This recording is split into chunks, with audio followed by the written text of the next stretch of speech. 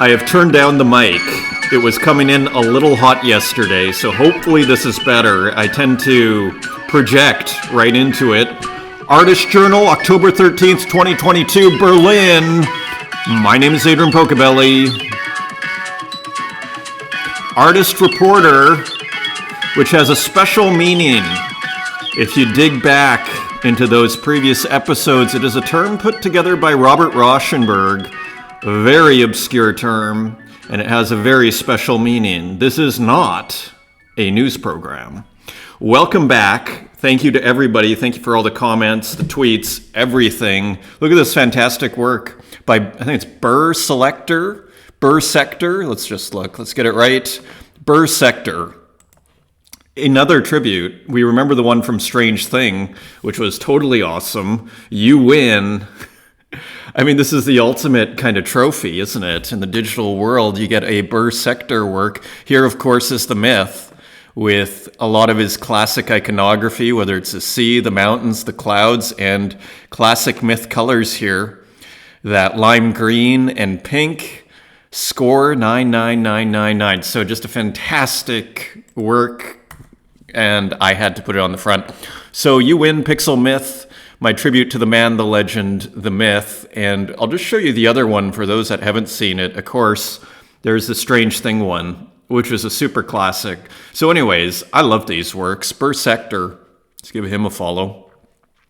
Lots of pixel work, I guess. This looks like it is a FX hash. And so anyways, let's go to our show notes. Here is some of his work. So anyways, he did this work. This is a great work. I love this artist, Burr Sector, and he's got more. Well, I'm going to have to buy this. So anyways, Burr Sector, follow him. Thank you I sold very quickly to Martin Joe, SS, a couple of these rocket booster works. You can check them out. They're about 20 seconds, so I'm not going to go through the whole thing. And also to Moneymaker21, give him a follow on Twitter too. So anyways, it was great. The offer came in before I could put the price on this one. So thank you, Moneymaker. That made my evening. They flew out the door at a mere 10 Tezos each. Thank you to both of them. And give them a follow on Twitter. Interesting note from RuneTune on yesterday's show, which I wanted to pick up. RuneTune with more provocative, interesting content here. Let's see if we can do that. I love that established artists like Marina Abramovich and Damien Hirst are showing interest in NFTs and digital art. But it strikes me as a bit of a postured money grab, being that they don't collect any NFTs themselves. Excellent point, RuneTune. And as we all know who have bought NFTs, there's kind of nothing like buying an NFT to understand NFT culture. Because if you've never bought an NFT, you are missing a piece of the puzzle. So I think, correct me if I'm wrong, and it's possible they have bought them, but not that I know of. I think that's a really interesting, important point. I have a rule, and that is I don't collect established artists who don't collect other artists' work. New and emerging artists get a little bit of a pass, especially if you're on ETH. Like I took about almost a year before I bought my first NFT, because especially if you have no money when you're starting and you're starting on ETH, you're not about to drop $1,000 to get like just a beginner, work, or I guess $400, it's what it would cost you. Is it really validation if the artists at the very top of the trad art world are only accepting our money without putting anything back into the ecosystem? So great point. And yeah, I mean, look, I'm not looking for validation. I think if anything, in my universe, and maybe Pocobelli universe is different from, everywhere else, I'm sure it is. But in my universe, if anyone's seeking validation here, ironically, and the tables have turned, it is Damien Hirst and Marina Abramovich, who are kind of getting a foot in the door should this completely blow up. You could argue it already has, but all my friends, are all your friends buying NFTs for their wall and the screen on their wall? Not me. So I don't think it's really I think we're on our way, but I don't think it's, so I think they're just kind of getting a foothold into this scene should it blow up, and then they're like, hey, here we are, and we already have our collections. And to your point, there is a lot of money that they are making here. Like Marina Abramovich's mint, as far as I understand, the mint price was 100 Tezos, and I don't know how many works were on there for the horse. And then Damien Hirst, as we saw yesterday, he has 1,000 of the currency works that he has, and the floor price is 5.8 ETH. We calculated that to be $7 million. So each one of those is $7,000 or $8,000, which is a pretty nice vacation, a very nice vacation. So if you're sitting on 1,000 vacations, you go, okay, fine, I'll burn all the physical work. Kein Problem, as we say in Deutschland here. No problem. I'll keep the digital and we'll burn those works because I have $7 million of art here. Watching this again, and it kind of sickens me to hear Damien's words read off his Twitter. I have been in the physical art world a long time, and I expect people to have agendas. Well, what is your agenda on OpenSea, Mr. Hirst? Now, here I would say let's be charitable at the same time, because despite all the criticisms we could make, I think the point he was making is the physical art world, what I call kind of the contemporary art world, for lack of a better term, it's kind of full of, like, I take his point, like, it's kind of, there are a bunch of people with agendas, and it's not like, I mean, everybody to a certain degree acts out of self-interest. This is human nature. But I think the point he was making is, you know what, this is a really great community. And, you know, ultimately, he kind of gave a thumbs up to the community. And no, we don't need Damien Hirst validation. But if Damien Hirst wants to send some positive vibes, you know, a renowned contemporary artist wants to send positive vibes and give the thumbs up and gives his 100% commitment, hey, are we going to say we're too good for that? I don't think we should do that. I think we should welcome him in, and anybody else, frankly. Inclusion. You know, like the problem with the contemporary art world is it's so much of it is about exclusion, and it's cost the contemporary art world an enormous amount because they're not getting the talent. They don't have the same stream of talent that is in the digital art world and open platforms and on Twitter here. They just don't have that same resource, you know, so they are paying a huge price for that. And so this inclusive vibe is not only is it just funner and better, it's actually a structural advantage over the contemporary art world. And why I think, you know, people talk about how NFTs, and I think Super Rare John was coming out at how long is it going to take for it to flip? Some people say that it's almost a meme, you know, NFTs to flip the trad art world. It's going to happen, I think, for this very reason, the openness. Okay, that is the structural advantage. So thank you for the very provocative, interesting points, Runetoon, as always.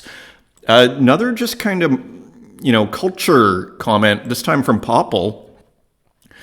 So Artie Hands wrote, art doesn't look better on Super Rare, y'all. So pointing out, like, why is art on Super Rare going for more? This is social proof. We talked about this on a very earlier episode.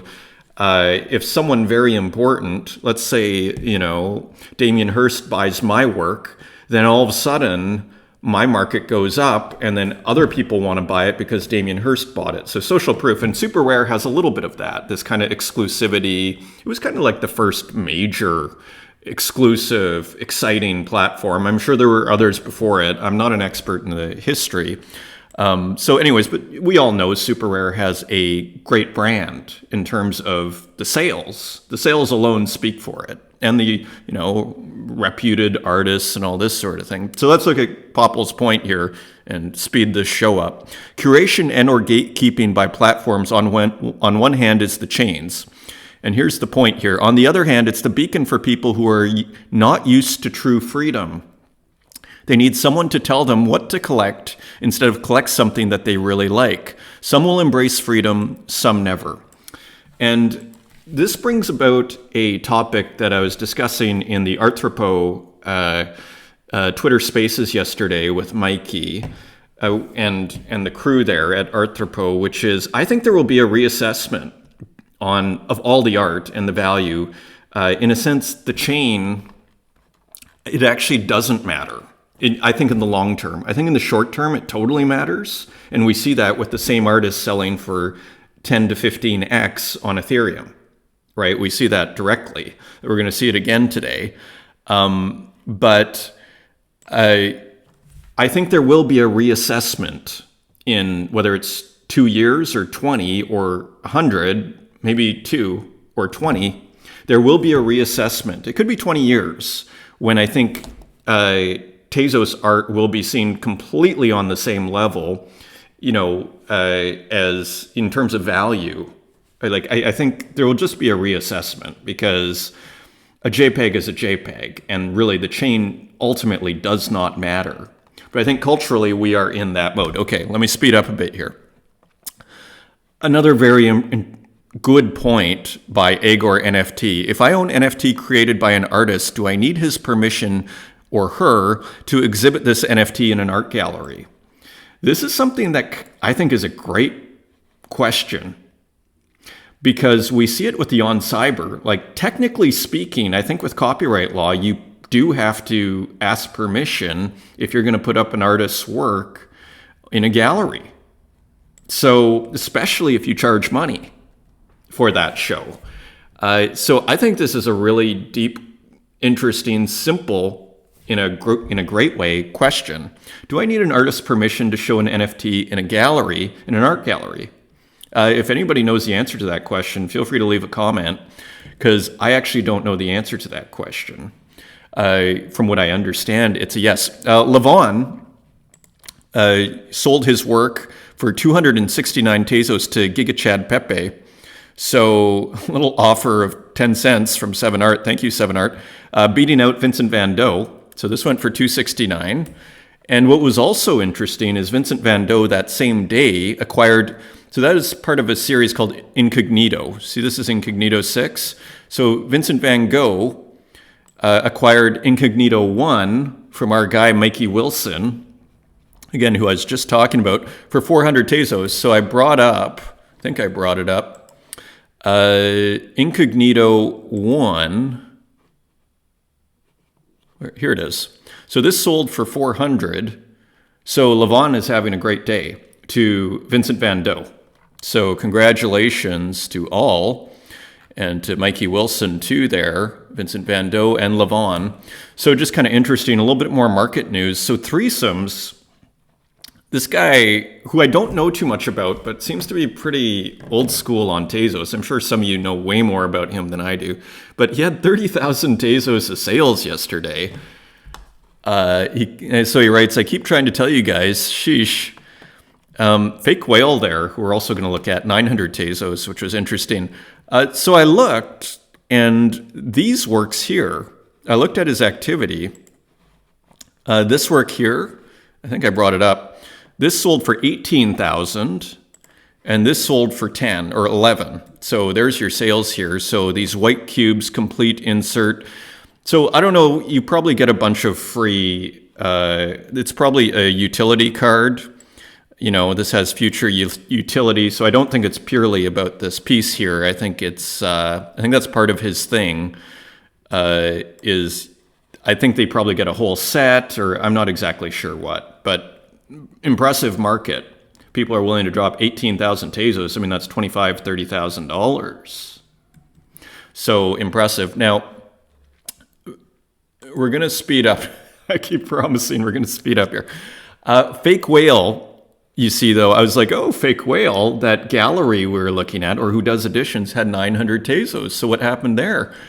So, of course, they put out the die with the most likes. So they put out this work with Jesse Draxler. And so 9 of these sold, is from my understanding. Yeah, so there's your 900 Tezos. Mikey Wilson bought one. Jesse Draxler, I actually don't know too much about. Did we bring up? Now, there's only one reservation I have on this. Like, we kind of went in a previous episode of how to set up a gallery on Tezos. Because look, you go to Fake Whale's account, and now you have the art with die with the most likes, and here you have the art with Jesse Drexler. So this is how you start a gallery on Tezos. My only reservation is I don't know if they put these alphabetically. I want the artist to be minting it though, not Fake Whale Cross, and here it's ambiguous. Again, I don't know if they just put these creators alphabetically, but you see with the die with the most likes, and again, I don't know if it's just an alphabetical thing. I want the creator to be minting the work always. Like just as a general rule, even if there's more than one person on the thing. I don't know if it's just an alphabetical thing though. So anyway, so Jesse Drexler, again, he's got a ton of, I assume it's a ton of followers on Twitter. I don't know too much about him. I've never heard, but has a very healthy market. Some people were joking about. It was Ed Marola there. So anyways, so let's get into the art here. This was just an interesting piece, open to offers on Super Rare. This is by Adulhasilart, and kind of has almost a die with the most likes, but its own thing and just kind of chaotic. And it's getting offers of 2.69 ETH. Unfortunately, it was inevitable. So just kind of interesting to see this. This is a bit of a head turner for me. See almost Vesuvian Man or something turned into a clock. Also, a cross-chain business over here. 0009 is, I think this is 0009's Genesis work on Super Rare, has a half ETH offer. He does all the blob kind of AI work. So that's impressive. Look at all this bidding.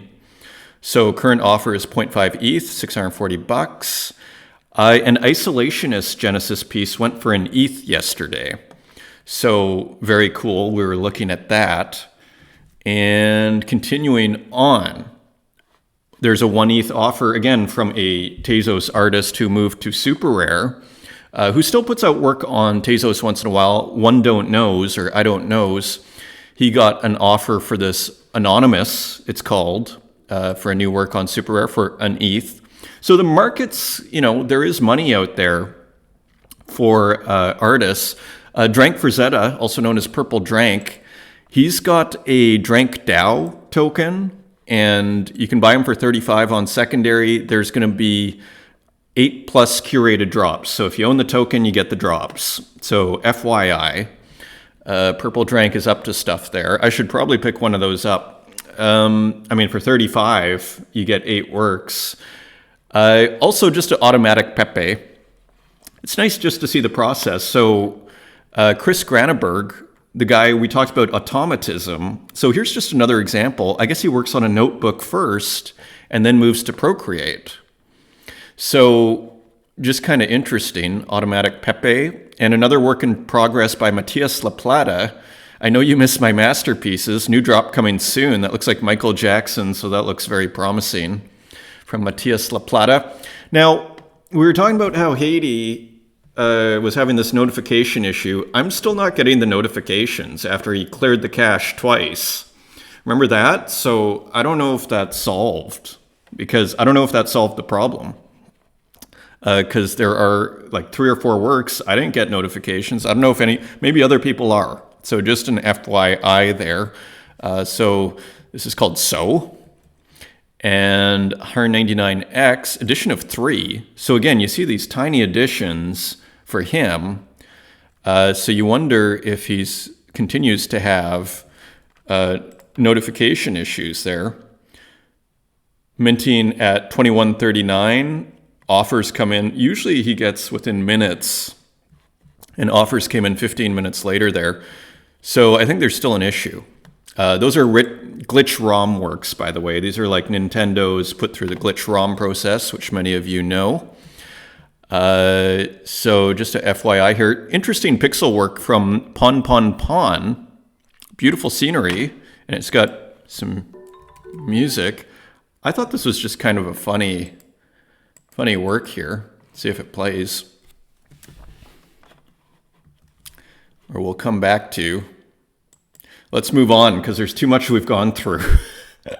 We'll see if Pon Pon comes back here. Let's try again. Okay, good. Phew.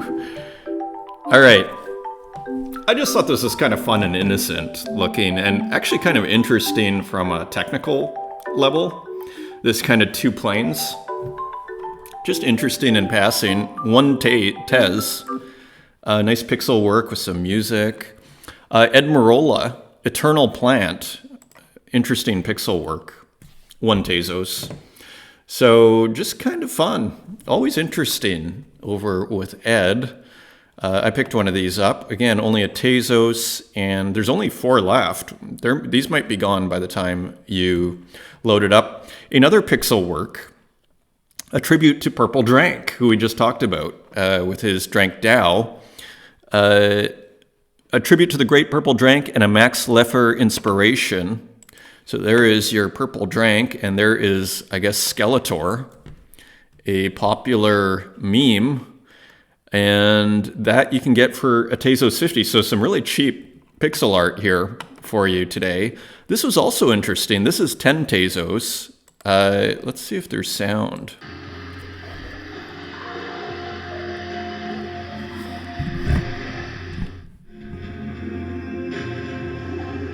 I thought this was really original and interesting. We'll look at the name of the artist here in a second. Just fun. Right? I mean, again, this is the last 24 hours from what I understand. So anyway, who is this? This is Josephine Johnson. You can see right there, at the bottom there. I couldn't find her on Object. I'm sure she's there because all Taya works are on Object, but that's where I found it.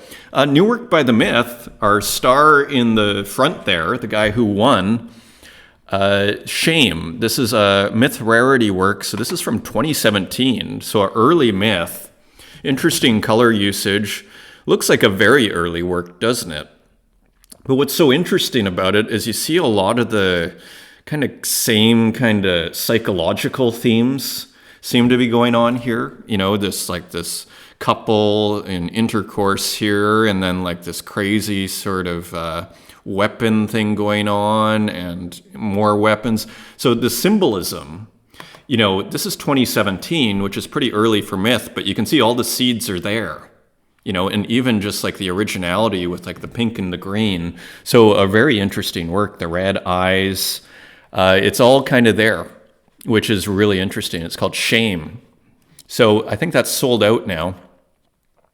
Or is this sold out? Because there were 15. Let's just look quickly. Should this load up? So you can still get it. It's 20. So still available. There are 10 left. So it's going pretty slow for a Myth work. This is almost a tribute to the Myth, I want to say, because this mask, I mean, this has Myth written all over it, but this is by Board Me Social Club called Homesick. And I just thought this was kind of another interesting work. You have a UFO and some guy being brought up in it, some interestingly painted palm trees, and this dude who looks a little blue, so a little sad. So he is Homesick digital painting, Board Me Social Club, small edition, sold out, Mikey Wilson, Bolly Jojo, $350, so a nice price. This came out a couple of days ago. And Audie Woody released his work. Looks like there are still some left, only 2. When I loaded this up, they may be gone by now. There are still 2 left. So this Mike Tyson work with some colorful language, a yellow cab. So again, just more oddness from Audie Woody, but I always just find it interesting. An art of the present. I was joking to myself. I was in the gym yesterday and I was thinking about this work. This is an atomic bomb. So Dan Control, what does he say? This is Little Boy, was the code name for the type of atomic bomb dropped on the Japanese city of Hiroshima on the 6th of August, 1945. It was the first nuclear weapon used in warfare. So interesting subject matter. And yeah, you can just tell it's in the zeitgeist. That's another, like, covering all this art, we kind of get the undercurrents of the zeitgeist, the spirit of the times, a German word. So there it is. So interesting subject matter from Dan Control. I want to bring up this Limbo really quickly just to highlight the colors here. This color scheme that we're seeing with this kind of anime manga look. And you can see Look at how beautiful Limbo's work is in black and white as well. So no wonder it takes him a while to make his works. There's a ton of work that goes into it. So beautiful, beautiful work. You should be working in comics and art. Like it looks like this is really nice work. So anyways, linear art to color. Some experimentation from Sabato. I kind of like this beach scene. ROM Corruptions. So these are ROM Corruptions 2 and game photography, but a completely different take on ROM Corruptions here. So I thought that was worth paying attention to. Because ROM Corruptions are kind of usually done in a similar manner, where we distort the original code a little bit, and then you get your kind of glitched out ROM. I like how he's taking it in another direction, because I think there are many directions you could go with ROM Corruption. So interesting. It's called Little Shades, which looks like a beach scene. There's another one here, Pilot Wing Topographies, Excursion. So again, is this a glitch? Yeah, ROM Corruption and game photography of Pilot Wing 64 on Nintendo 64. So interesting. And a lot of people, I think, use Super Nintendo, I think, for glitch ROMs. So also interesting that he's using Nintendo 64. Here's another one, Paraiso. And just give you a quick look. So these are going for $25 each. Just interesting. And then he has a record of provenance from glitch photography. So I don't know if this work is old or not. 2020, 2022. Maybe put some new work on it. Another work from Kazuhiro Ehara, whose work we were looking at the other day. Just interesting. And you see he's got one version here and another version here. So I just think an interesting artist to pay attention to. Again, I love this idea of doing different iterations of works, which we can do with digital. You can't do that with physical. If you make a painting and then you want to remix that painting, you wreck that painting. If you want to paint over it and do different versions. With digital, we can remix to our heart's content. Another AI painting melding combination by Ilya Shipkin, buy for 15, edition of 10, painting and AI merged into one, unspiritual one. So just kind of interesting. And as we go into AI here, here's another one from Scandal, whose work we were looking at, I think, yesterday. Reserve price of only 0.15 ETH. Thanks for your support, fam. Links below this on Foundation. So some interesting AI work. This one's really nice. Let's keep going. Javier Tomeo, also on Foundation, I believe. The last auction is left. Thanks for the bid from Claire Silver. Punk. So he's doing well. So this AI art thing continues to have a market. Look, current bid 0.25 ETH. We've been looking at Javier Tomeo for a couple of weeks at least. 0.15 winning bid here, sold for 0.16. This beautiful one that we looked at, 0.1815. So he's making bank, actually. Like this turns into an ETH. All of a sudden he's paying rent. So interesting. Who is this? One more time, whose work we've looked at before. Genesis on Foundation, 0.1 ETH. So you can start to see the prices too of a lot of this AI art, you know, around that 1.1 to 0.2 range, which seems fair this early on, and if you're just kind of getting started. So Abbott's Dwelling, interesting piece. Red Rum, dropped this. You can call my art red mythological weirdism. So just another interesting work that I thought we could see in passing, and look at this. So this looks like it's from The Shining, and of course Red Rum is supposed to be from The Shining, that reference. So maybe these little girls here are like this figure here. And Lily Illo, we have a few from her. Now, I don't think this is the one we looked at yesterday. It's very similar though, right? Because I think that other one had a detailed wallpaper. So a similar piece. So GM, she's been putting out a lot of work. Like we'll see another one here. See, this one here, minted October 12th, and then we go back to her page, that's way down here. Okay, so it's back to this AI. You can be very prolific with AI art, but I mean a very nice result, right? Did this sell? 60. 60. So imagine you're putting out, like, let's just look at her activity very quickly as we wrap up here. So this work, edition of 10, we see a lot of activity just in the last hour. A day ago, 2 days. So, respectable, very nice. I mean, very respectable. So just interesting. And this is on auction right now. 0 bids, 21 hours to go. Minimum bid 50. So interesting. So, and just interesting style. So continuing on, quick work by Shilly Preston. I like his gallery works a lot, actually, which is why, so he's got a rare Pepe in there. Pepe as Pope on Time magazine, Warhol in his gallery contemplating Pope Pepe, and I guess that is Andy Warhol and his wig. I believe that was a wig. It had to be a wig. Physical NFTs, Delcante draws, Grief Lunch. This is just another beautiful work. I think she's burning them. Whatever isn't sold in like another day or so. So it's only 50 Tezos cents. So, I mean, again, just a master of colored pencils. I was tempted to start with this. I got really tempted to start with this awesome piece, this pancake meteor shower. You see the blueberry and the pancakes flying through space. Pancake meteor shower by Illusion Tea. Buy for only $3.